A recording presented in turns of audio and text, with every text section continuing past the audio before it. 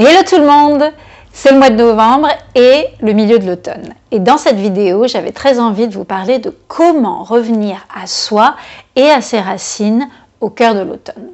Donc pour illustrer ça, je vais vous offrir une recette rituelle du mois de novembre, donc une recette qui va puiser dans les trésors de la nature, c'est-à-dire les plantes qu'on va retrouver facilement au mois de novembre, et le rituel de méditation qui va s'accompagner pour nous permettre de vraiment faire un plongeon à l'intérieur de soi et aller voir au niveau de ses racines comment on peut se relier à elles. Alors cette série de vidéos, elle est là vraiment pour faire le pont entre l'humain et la nature, qui ne devraient pas être dissociés, mais qui le sont malheureusement.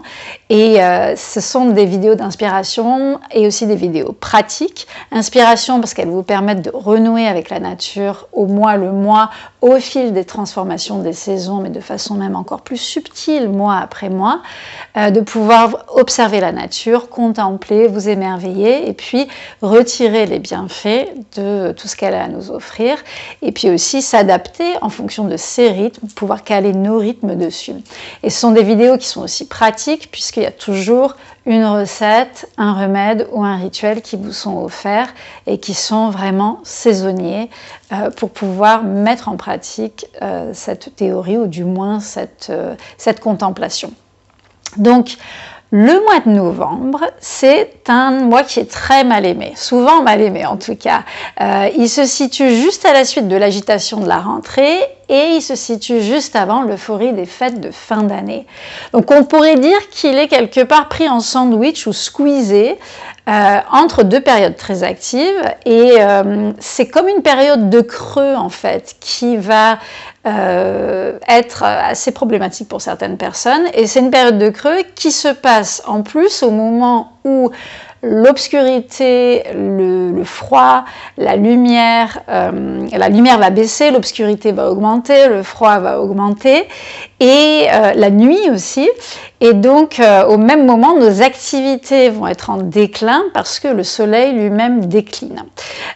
Et cette obscurité, cet immobilisme, cette réduction d'activité qu'on va appeler un immobilisme relatif, peuvent être mal perçus, sont d'ailleurs souvent mal perçus dans nos sociétés parce que c'est perçu comme une période anxiogène, c'est-à-dire quelque chose qui nous met face à quelque chose avec lequel on n'est pas à l'aise. Pourquoi ? Parce que dans nos sociétés modernes, on est vraiment en train de mettre en valeur tout ce qui est l'affairement, l'agitation, l'occupation, la performance, l'action, et c'est devenu la norme. Et donc, on va dire qu'on fait du remplissage dans nos vies et qu'on remplit pour remplir. C'est vraiment, on va dire, une norme que d'être valorisé ou de se sentir valorisé parce qu'on remplit nos agendas, parce qu'on est très en interaction avec le monde extérieur, parce qu'on va agiter son corps et distraire son esprit, être dans l'action physique et mentale. Pourquoi ? Ben, la plupart du temps, c'est pour essayer de se divertir et d'enlever son attention de tout ce qui pourrait être anxiogène pour nous.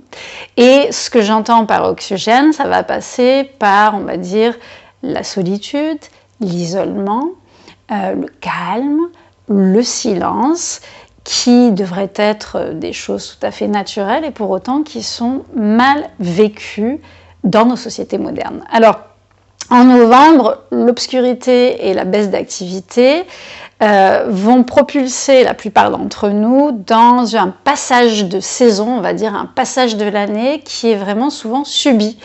Il n'y a pas forcément de fête pour rehausser un petit peu le ton au mois de novembre, contrairement aux États-Unis où il y a la fête de Thanksgiving. Au mois de novembre, on n'a pas forcément de célébration de joie. Et donc, si on met tout ça bout à bout, eh bien, ça nous met dans une position qui n'est pas confortable en fait. Parce que qui dit obscur dit peur.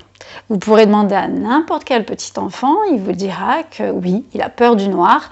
Et j'irai même plus loin en disant que c'est inscrit dans nos gènes, c'est inscrit dans nos organismes, c'est inscrit dans nos système nerveux, tout ce que l'on ne voit pas, on en a une certaine méfiance. Et oui, on a peur du noir depuis des millénaires, et c'est inscrit en nous de façon archaïque. Parce que c'est l'inconnu, parce que c'est pas visible, parce qu'on ne sait pas où on met les pieds, et que notre sens visuel est prépondérant. Qui dit déclin et baisse d'activité dit petite mort. Alors pourquoi petite mort? C'est vrai que c'est un peu fort d'utiliser ces mots-là, mais en même temps, c'est la réalité. On sait que le mouvement, c'est la vie. Tant qu'il y a du mouvement, tant qu'on peut se mouvoir, tant que le sang circule, tant qu'on peut bouger ses bras, ses jambes, tant qu'on peut raisonner mentalement, tant qu'il y a du mouvement dans la nature, il y a de la vie, il y a de la renaissance, il y a de la convalescence, il y a de l'action. C'est en ébullition, c'est de la vie. Et on sait que la mort est souvent synonyme d'immobilité, d'immobilisme. Et donc, le fait de ralentir, nous, ça nous met dans cette sensation de petite mort. Et l'automne est particulièrement propice à ce sentiment, puisque c'est un déclin naturel qui va nous amener vers cette sensation de s'approcher de quelque chose qui serait inconfortable. Et enfin, qui dit moins d'interaction sociale ou du moins d'interaction avec l'extérieur, dit solitude, écartement possible de la société. Et ça, c'est une peur, on va dire, primale qui est inscrite en nous, pareil, depuis les temps immémoriaux. Parce que s'il y avait, nous sommes des animaux sociaux déjà, et s'il y avait une menace ultime, c'était le fait d'être écarté de sa tribu, de sa société, du groupe auquel on appartient. C'est quelque chose qui est encore très très mal vécu aujourd'hui. On a pu le voir avec l'épisode du Covid. L'isolement, ça nous est absolument insupportable et nous avons besoin de liens sociaux. Et pourtant, ralentir le rythme et quelque part accepter, embrasser, succomber à l'obscurité, ça pourrait se rendre très salvateur, particulièrement dans une société où on est poussé à la performance, à la surstimulation, à la dépense d'énergie sans repos, et où le temps pour soi et le temps de ressourcement ne sont pas du tout valorisés, voire dénigrés, et sont plutôt vus et perçus comme du temps de perdu. Et le mois de novembre, c'est exactement ça. C'est une opportunité pour nous de tourner votre regard, de tourner notre conscience, de tourner nos sensations vers nous-mêmes, vers l'intérieur, vers soi, pour pouvoir percevoir les choses autrement et pouvoir se ressourcer en profondeur. Dans la nature, le mois de novembre, c'est comme un retour à l'essentiel.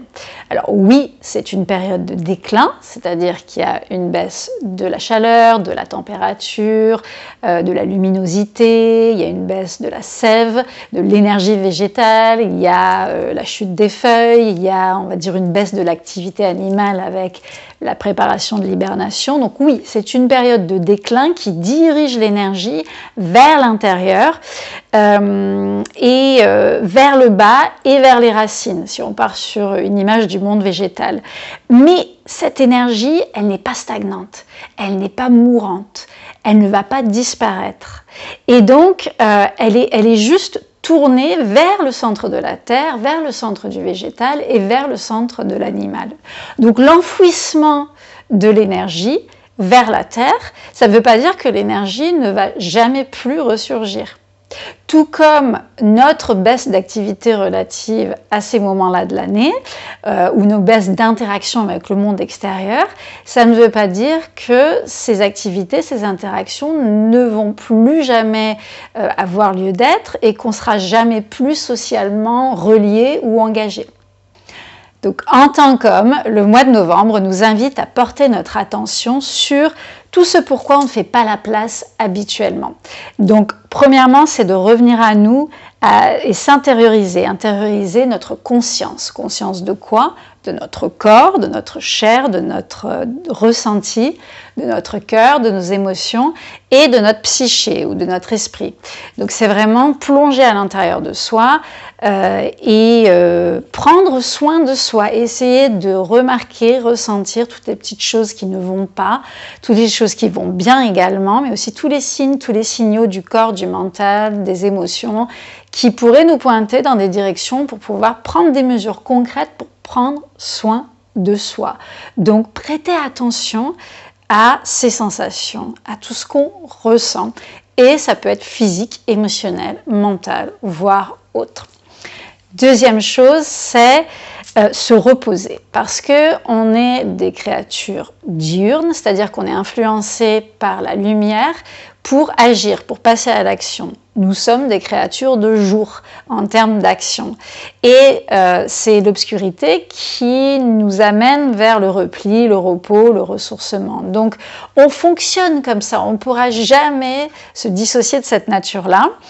Et donc, dans une période où il y a beaucoup d'obscurité, c'est l'opportunité pour nous de nous reposer, de nous relaxer, de passer du temps à dormir beaucoup plus, ou si pas dormir, à simplement être, à avoir, évidemment, qu'on a tous un boulot, on a tous des activités, mais à avoir des périodes, des parenthèses enchantées au sein d'une journée, de toutes les journées au quotidien, où on honore l'obscurité, on honore ce temps pour se poser et être tout simplement, au lieu de tout le temps agir.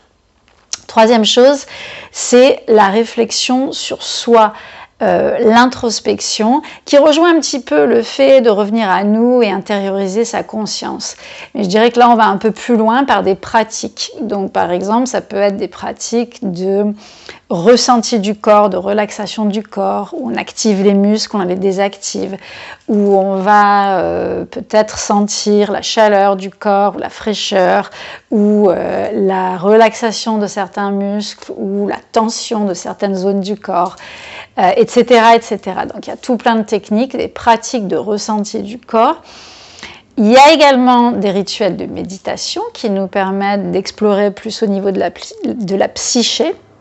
Et ces pratiques-là vont favoriser l'introspection puisqu'on va rentrer dans le miroir de soi-même. On va vraiment avoir le reflet de notre monde intérieur.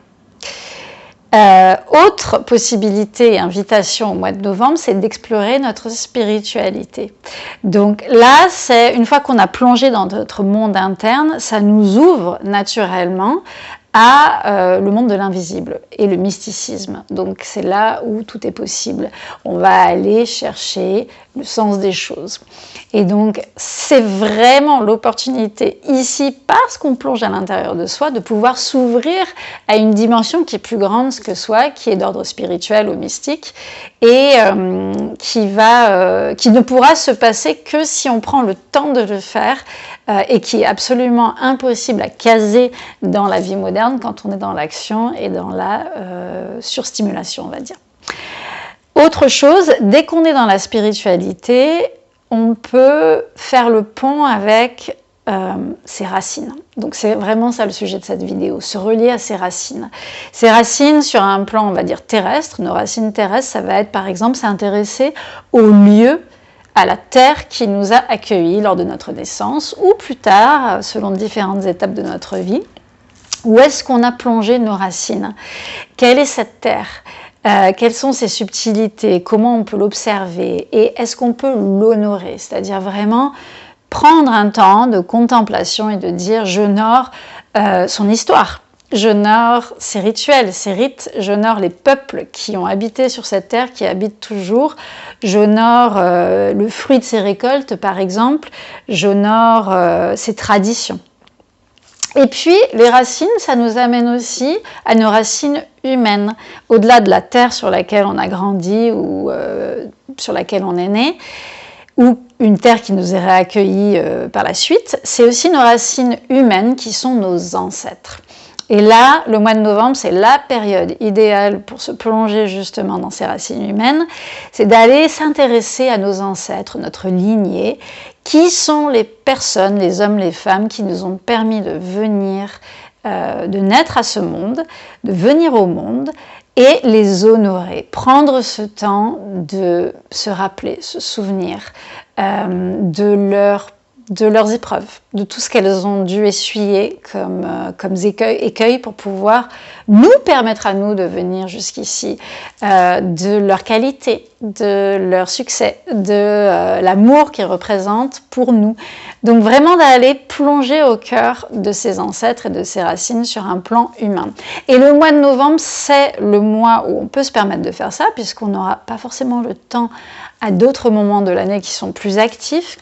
C'est vraiment le mois des profondeurs, le mois de l'obscurité, et c'est pas par hasard que le 1er novembre, on a la fête de la Toussaint, All Saints Day dans les pays anglo-saxons, où on va justement fleurir les tombes, se rappeler de ses anciens, se rappeler de ses ancêtres récents, mais on pourrait remonter la lignée et aller imaginer, aller beaucoup plus loin au niveau de l'héritage humain. C'est vraiment une opportunité pour nous, au-delà de juste aller fleurir des tombes, de se plonger dans un mélange, on va dire, de spiritualité et d'ancestralité, de pouvoir plonger dans le monde de l'invisible, le monde des morts, le monde des esprits. Donc c'est pour ça qu'on retrouve aussi la fête de Halloween ou de Samhain, qui précède juste le mois de novembre, qui est le 31 octobre et qui est complètement accolé à la Toussaint. Donc, moralité, c'est une superbe opportunité pour vous de plonger là-dedans, au cœur de vos racines terrestres et humaines. Donc si on résume, cette période du mois de novembre, qui est perçue comme au ralenti, a tout plein de bienfaits pour nous et justement ne devrait pas être à fuir, elle est nécessaire. Le premier avantage, c'est qu'elle est ressourçante pour nous en termes d'énergie, parce qu'on passe par le repos, le sommeil, la relaxation, la contemplation. On va pouvoir refaire le plein d'énergie parce qu'on est dans le non-agir et on met son corps au repos, son mental au repos et on va pouvoir faire le plein d'énergie, recharger les batteries pour ensuite rebondir plus tard quand la luminosité reviendra ou quand on aura des coups de boost à donner au niveau de sa vie active. Le deuxième avantage, c'est que ça nous apporte plus de connaissance de soi. Parce qu'on rentre dans des rituels d'introspection, de ressenti du corps, de méditation, on va avoir plus de connaissance de son corps, de ses émotions, de ses pensées. On pourra être le témoin observateur qui va véritablement découvrir des choses sur nous-mêmes et dire « Ah mais oui, j'avais pas pris le temps en fait, j'avais pas pris le temps de sentir vraiment cette tension ici ou cette pensée qui revient en boucle ou bien cette émotion qui me plombe et que je ressens ici dans mon ventre ou dans ma gorge ou dans ma mâchoire. » Donc c'est vraiment une superbe opportunité de ne pas agir et juste d'observer, d'être et donc d'apprendre plus de choses sur soi. La troisième chose, c'est que c'est une source d'inspiration. Inspiration parce que quand on est dans la contemplation de tout ce qui est autour de nous, mais une contemplation passive, quand on se met en recul, qu'on n'est pas en interaction, qu'il n'y a pas d'action justement, on est dans l'être, mais on contemple passivement la nature, la société même, les relations entre les gens à l'extérieur. Je vous assure, on fait des belles études sociologiques et un super truc, c'est de se mettre dans un parc ou sur une plage et d'écouter les conversations des gens et juste d'accueillir ce qui vient. Et c'est absolument incroyable. On a je ne sais combien de sourires intérieurs juste à écouter, voir, observer sans jugement, laisser venir. C'est pareil avec l'observation de la nature. À l'automne, la nature est magnifique, flamboyante. Et il y a plein de choses qu'on peut voir qui vont nous donner de l'inspiration, des idées, de la créativité. Et ces idées et cette créativité vont venir nourrir des visions novatrices, des projets à venir qui ont besoin justement de ce vent nouveau d'idées, de créativité pour pouvoir voir le jour. Si on est tout le temps dans le même, la roue du hamster, à toujours avoir la même vision de tunnel des choses et qu'on ne va pas chercher de la créativité ailleurs, eh bien, notre travail sera pauvre. Et à pauvre, il demande à n'importe quel créateur, il vous dira qu'ils ont besoin de temps pour contempler. La quatrième chose, c'est que ça nous donne une ouverture d'esprit. Et ça, c'est par la spiritualité. La spiritualité, ça offre une immense liberté au niveau de l'esprit. Une immense liberté parce que tout d'un coup, on s'interroge sur notre interprétation à nous, notre façon de percevoir le monde, notre façon de percevoir pourquoi ce monde existe, pourquoi on existe, quelle est notre raison d'être. Et ça, personne ne pourra jamais vous l'enlever. Personne ne pourra jamais vous le voler. Et dans une société où on est extrêmement conditionné au niveau de mode de pensée, de comportement à avoir, on est limité, on va dire qu'il y a des conditionnements limitants au niveau des comportements, des pensées, des valeurs, des principes. Eh bien, la spiritualité, c'est un merveilleux échappatoire pour s'ouvrir à tous les possibles et ça donne une sensation de liberté qui est inégalée et qui déploie votre plus haut potentiel et en plus qui vous donne une source de foi, d'espoir, de projection dans l'avenir qui peut être un fil conducteur pour votre vie. Enfin, dans tout ce qui est rituel par rapport à nos racines, on a vu rituel sur les racines terrestres et rituel sur les racines humaines, et bien là, l'avantage, le bienfait, c'est que ça va nous reconnecter à nos origines, ça va nous sécuriser. Il y a beaucoup de personnes qui subissent le monde aujourd'hui, parce qu'on est dans une société d'individualisation, qui subissent le mal-être, d'être dissociés, d'être coupés de la nature, des autres. Et là, se relier à ses racines, c'est une façon de se relier à sa terre, de se relier à son peuple, de se relier à une famille, à une lignée, et de retrouver sa juste place, de retrouver une place légitime qui nous est due, c'est notre droit de naissance, et de nous donner cette légitimité sur Terre et dans la société. Et je peux vous assurer que c'est un des plus grands mal-être de notre époque.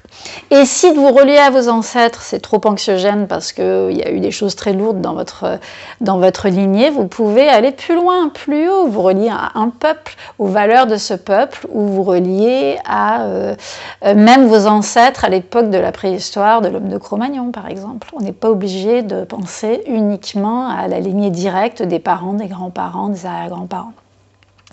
Et cette pratique au niveau des ancêtres, ça nous permet ça nous entraîne à pratiquer une des qualités les plus nobles, les plus belles, les plus hautes vibratoirement, la qualité de la gratitude. Le fait de dire merci, de se rappeler et de dire merci pour notre existence, merci à ces personnes, merci à ces lieux.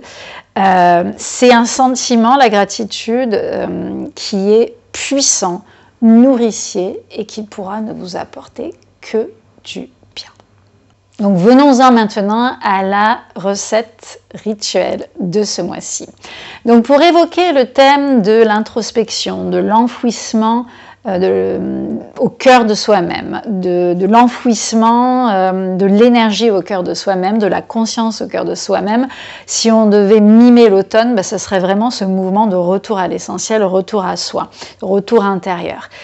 Sur le thème aussi de la spiritualité, de la connexion aux ancêtres, je voulais vous offrir donc une recette rituelle pour vous relier à vos racines au mois de novembre. Donc là, on parle de racines au sens physique, c'est-à-dire on va parler de plantes qui sont des racines, et au sens, et donc ça, il y aura le lien à la terre, et de racines au sens, on va dire, symbolique, c'est-à-dire nos racines, nos ancêtres.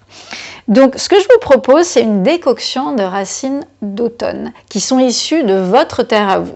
Donc, idéalement, dans les plantes que je vais citer, vous allez chercher celles qui sont près de chez vous, qu'on peut trouver près de chez vous. Il y en aura une ou deux qui viennent des pays exotiques, mais ça, c'est plus pour équilibrer le goût de la recette.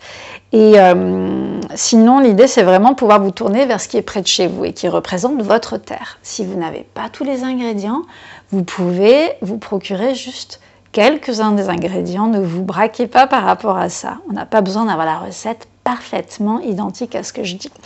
Donc, une décoction de racines d'automne. Et un rituel qui va s'associer à ça, c'est-à-dire que le temps de dégustation de la décoction va s'allier avec un temps méditatif pour pouvoir se relier à des mondes intérieurs et des mondes invisibles.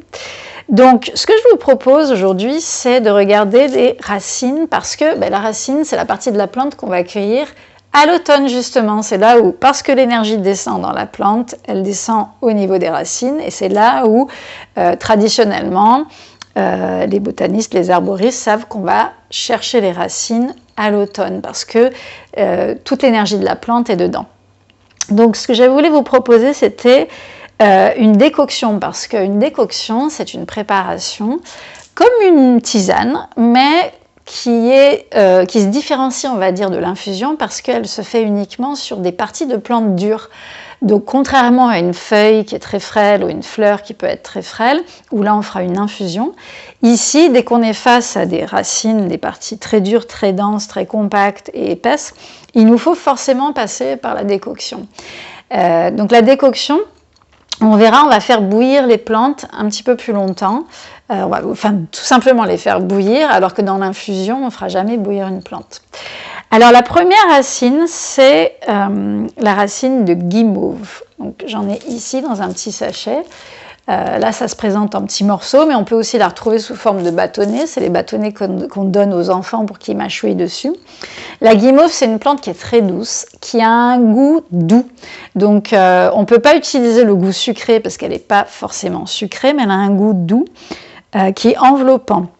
Sa particularité, c'est d'être très enveloppante et cicatrisante pour les muqueuses, de la bouche jusqu'à l'intestin. Donc ça passe par le pharynx, ça passe par l'œsophage, ça passe par l'estomac, l'intestin. Donc elle a vraiment une qualité enveloppante, coucounante, qui sera particulièrement appréciée à l'automne.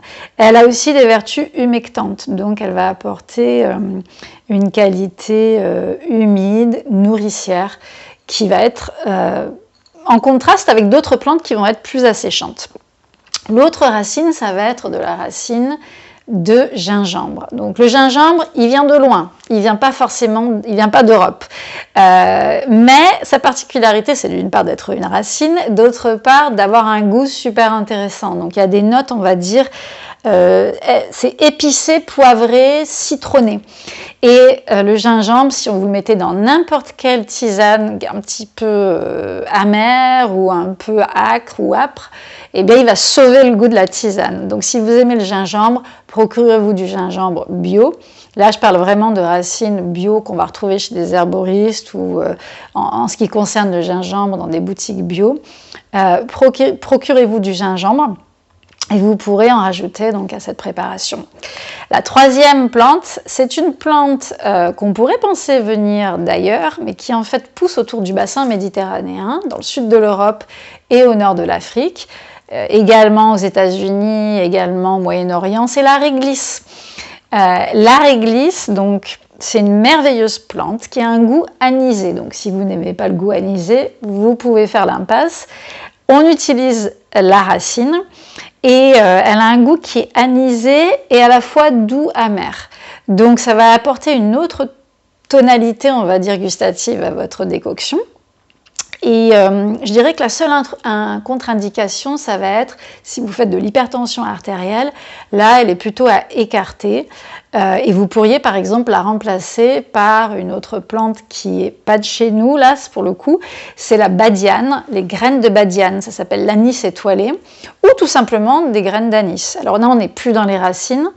Mais on est dans des parties dures de plantes, donc des graines qu'on va retrouver aussi à l'automne. Donc soit l'anis étoilé, la badiane, soit les graines d'anis, soit les graines de fenouil. Ça va donner cette saveur anisée pour venir remplacer la réglisse. Et la réglisse, elle a plein de vertus au niveau de l'immunité, au niveau, tout comme la guimauve, elle est humectante pour les muqueuses, donc elle va rééquilibrer un mélange de plantes un peu asséchant. Elle tapisse toute la muqueuse de l'estomac, donc elle est très utile dans tout ce qui est reflux, remontée acide, etc., etc. Elle est aussi très utilisée dans tout ce qui est antiviral, donc elle a beaucoup de vertus et j'en passe, mais attention à l'hypertension artérielle. La quatrième racine qui est ici, c'est la racine d'angélique. Alors l'angélique, on va retrouver l'angélique plutôt en Europe du Nord, l'angélique qu'on appelle Angelica archangelica, c'est l'angélique officinale. Sinon, plutôt dans nos contrées, on va retrouver une angélique, on va dire, de forêt, sylvestre. Elles ont quasiment les mêmes vertus. Il faut savoir que l'angélique, c'est une plante dont le goût, là encore on utilise la racine, il va être épicé, réchauffant, mais il y aura un petit peu plus d'amertume. C'est à peine doux et un peu amer. Ça dépend de voilà, quand ça a été récolté, mais l'amertume peut varier. C'est un petit peu un goût d'artichaut, amertume douce, on va dire. Et l'angélique, c'est une plante qui est sublime, la version, on va dire, scandinave, la plante monte et devient beaucoup plus grande que soi. Elle nous terrasse quelque part et la fleur est en ombelle au-dessus de nous et ça apparaît un peu comme une voûte céleste, comme une nuit étoilée. Et donc une voûte stellaire, je dirais plutôt une voûte stellaire, une nuit étoilée. Et depuis toujours, cette plante, du fait de sa droiture, sa verticalité, sa hauteur et le fait qu'elle ressemble à une nuée d'étoiles, elle a été utilisée pour tout ce qui était spiritualité, tout ce qui était relation, connexion au monde invisible. Donc c'est vraiment une plante sur un plan symbolique et spirituel qui peut nous amener à nous plonger dans le monde invisible. Et sur un plan physiologique, elle a évidemment plein de vertus. Elle aide le sang à circuler, elle aide au niveau de la digestion aussi. C'est une plante qui peut être aussi apaisante. Donc, elle va apporter de la médecine sur un plan physique et puis spirituel. Enfin, si vous arrivez à vous en procurer, une plante de chez nous, mais qui est très méconnue, c'est la benoîte urbaine. Et on utilise là aussi les racines. Donc la benoîte urbaine, c'est une plante qui est très riche en eugénol. Et l'eugénol, c'est un composé chimique qui a l'odeur, le goût du clou de girofle. Donc on le retrouve dans le clou de girofle. Donc on va dire que la benoîte urbaine, c'est un peu le clou de girofle de chez nous. Alors vous pouvez en trouver en forêt, aller récolter des racines, mais si vous ne connaissez rien en botanique, vous pouvez vous en procurer dans des herboristeries bio et pouvoir ajouter cette note, on va dire, épicée, boisée à votre décoction. Donc là, on a 5 racines, la guimauve, le gingembre, la réglisse, l'angélique, la benoîte. Si vous n'avez pas les 5, pas d'inquiétude, on va faire avec moins. Si vous n'avez pas de benoîte, vous pouvez mettre un petit clou de girofle. Ça va vraiment dépendre de ce que vous aimez. S'il y a une saveur que vous n'aimez pas, eh ben vous faites sans. Si vous n'aimez pas l'anisée, vous faites sans. Si vous n'aimez pas, on va dire, le côté eugénol du clou de girofle, de la benoîte, vous faites sans. C'est open. Si vous voulez rajouter ou substituer, il y a des bonus qui ne seront pas des racines, donc on est moins dans cet ancrage à la terre, mais qui sont sympas au goût. On peut rajouter un peu d'écorce de cannelle. Donc là, on va dire c'est bonus. L'écorce de cannelle, parce qu'il y a un petit pouvoir sucrant, épicé, sucré, qui est bien sympa. Vous pouvez aussi rajouter des écorces d'orange amère. Donc là, on va avoir un côté un petit peu festif qui nous rapproche des fêtes de Noël avec le côté acidulé et un petit peu amer quand même de l'orange, mais qui est bien apprécié par nous en général. Et une fois que vous aurez fait votre petit mélange, vous allez placer, donc on va dire, si vous partez sur 5 plantes, mettez une cuillère à soupe de chaque plante dans 1 litre d'eau froide. Donc, on va dire, allez, un petit peu plus d'1 litre d'eau froide parce qu'avec l'ébullition, il y aura un peu d'évaporation. Donc, par exemple, 1 litre 100. Donc, ça va vous ramener à 5 cuillères à soupe pour 1 litre, à peu près. Et si c'est 6, c'est 6, hein, c'est pas la fin du monde. Et puis, on va, à partir de l'eau froide, amener ça à ébullition lentement. C'est-à-dire mettre le feu et plonger les racines dans de l'eau froide pour pouvoir les amener vers plus de chaleur jusqu'à les amener à ébullition. Et au moment où ça commence à bouillir, surtout, alors il faut couvrir dès le départ, hein, au moment où ça commence à bouillir, on laisse bouillir pendant 5-10 minutes à peu près. Pourquoi? Parce que ces parties dures de plantes, elles ont besoin qu'on aille extraire les agents actifs médicinaux, mais aussi les parfums. Et pour aller attaquer un morceau épais comme ça, on a besoin de saturer la plante, contrairement à une partie de plante fine qui aurait juste besoin d'être baignée dans de l'eau chaude, comme c'est le cas lors de l'infusion.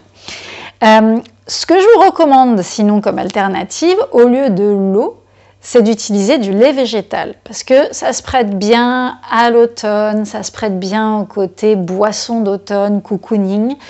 Lait végétal, en plus, ça vous apporte une petite note sucrée qui pourrait rééquilibrer certains goûts de ces plantes. Donc, ça peut être du lait de noisette, qui est assez sucré, du lait de châtaigne, qui est assez sucré, du lait de riz, qui est très sucré, du lait de coco. Là, je vous ai donné les plus sucrés.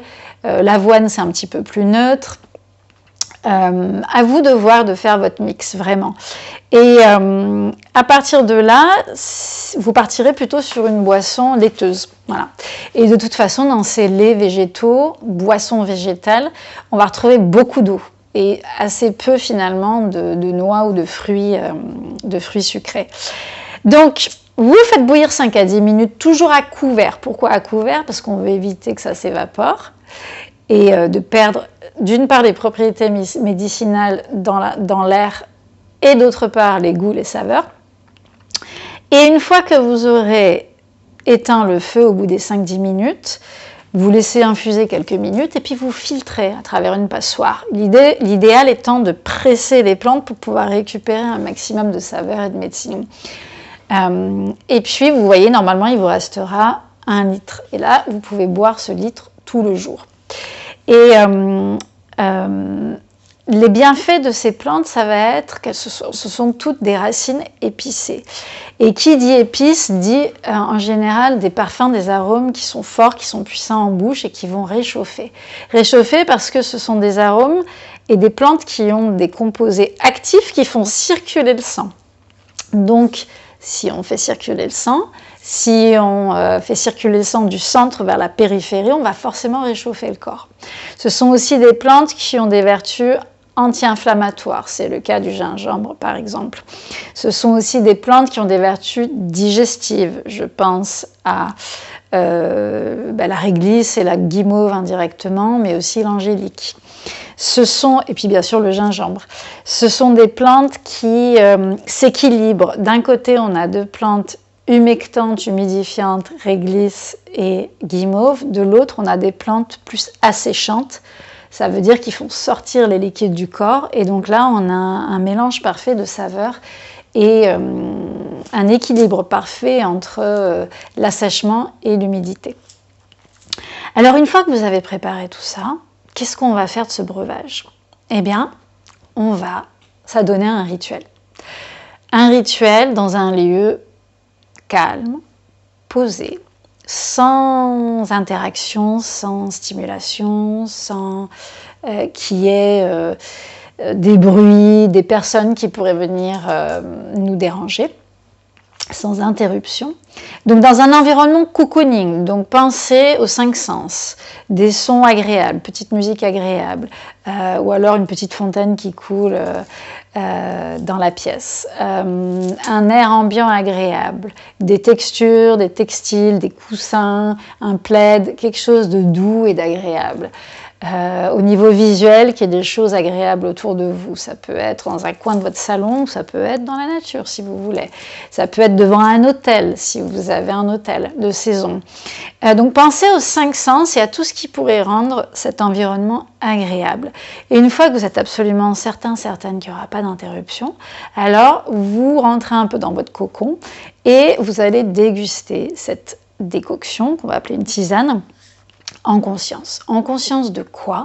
Eh bien, en conscience de votre terre, de vos racines terrestres, de tout ce que j'ai pu dire jusqu'à présent, c'est-à-dire la terre qui vous a accueilli, que ce soit à votre naissance ou plus tard, là où vous vous sentez bien.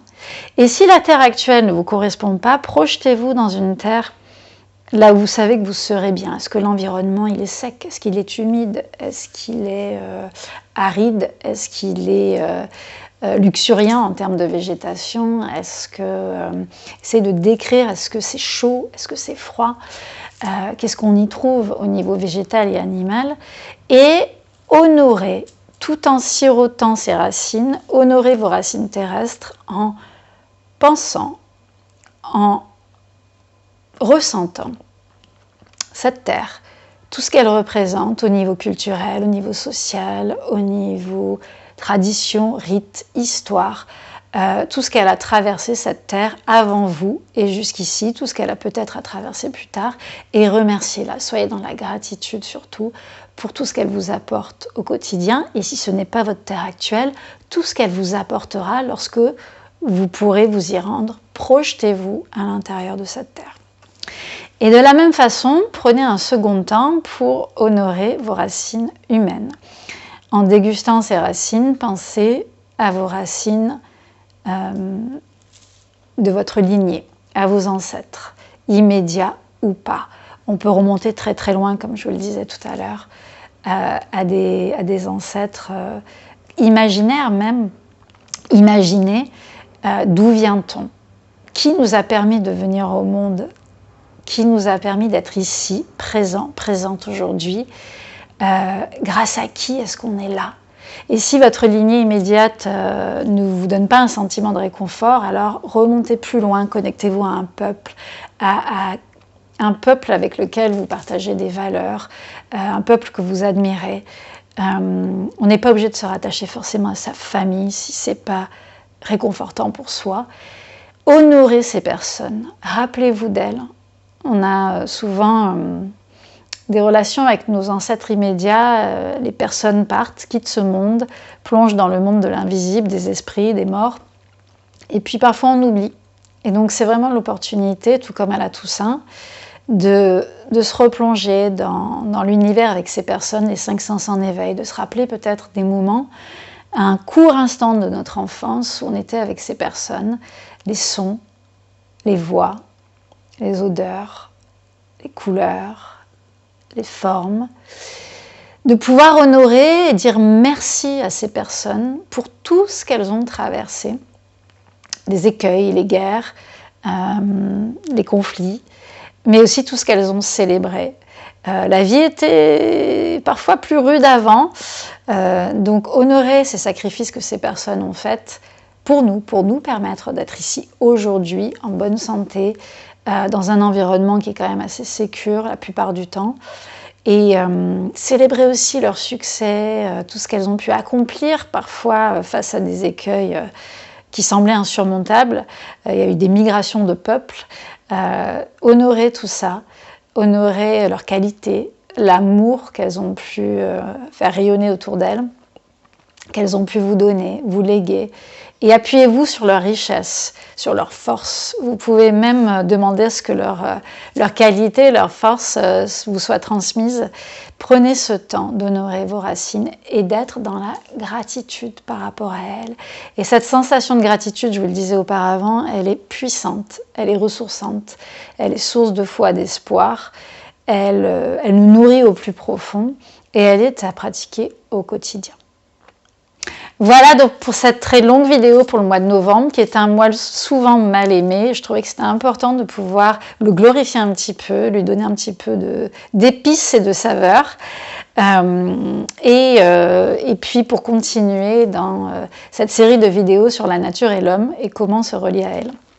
Si ces vidéos vous plaisent, si cette vidéo vous a plu, n'hésitez pas, cliquez j'aime, abonnez-vous à ma chaîne, partagez, commentez aussi. C'est super pour moi de parler, mais c'est bien aussi d'être dans le dialogue, d'avoir des échanges, de pouvoir avoir vos retours.